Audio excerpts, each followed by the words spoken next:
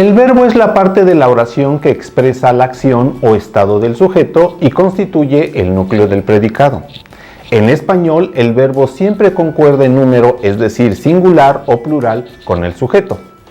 Por ejemplo, en la oración, el niño canta, tanto el sujeto como el verbo están en singular, mientras que en la oración, los niños cantan, tanto el sujeto como el verbo están en plural.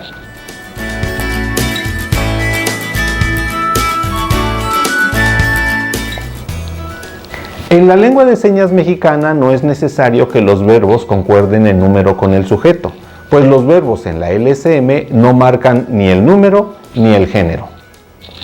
En relación con el tiempo, en la lengua de señas mexicana el verbo siempre aparece en infinitivo, pues no se flexiona con el tiempo. Para indicar el estado temporal de la acción es necesario usar una seña aparte.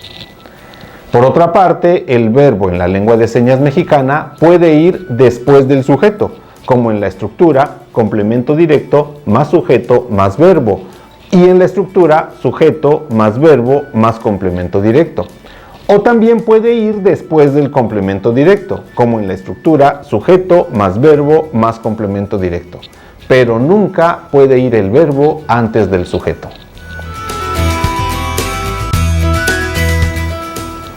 El sujeto siempre realiza la acción en la lengua de señas mexicana, pues no existe el sujeto paciente propio de las oraciones pasivas en español. El verbo haber no se usa como auxiliar en la formación de los tiempos compuestos, pues estos tiempos no existen en la LSM. Por otro lado, es poco frecuente el uso de los verbos ser y estar, los cuales generalmente solo se utilizan cuando se transliteran textos del español.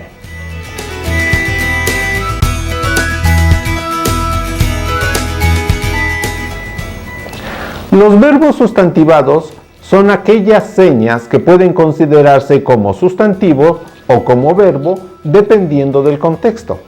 Ejemplo de este tipo de verbos son martillo y golpear con martillo, bicicleta y pedalear, y trabajo y trabajar.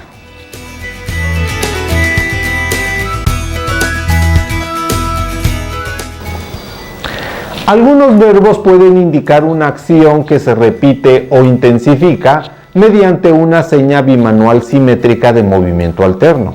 Generalmente llevan un rasgo no manual que indica intensidad. Ejemplo de este tipo de verbos son emborracharse, glotonería y aprender mucho.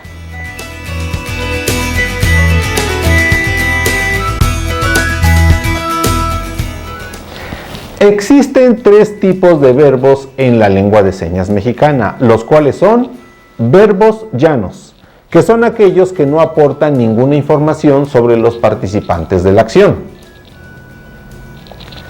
Verbos demostrativos, que son aquellos que aportan información sobre quién efectúa la acción, es decir, el sujeto, y quién la recibe, es decir, el complemento directo.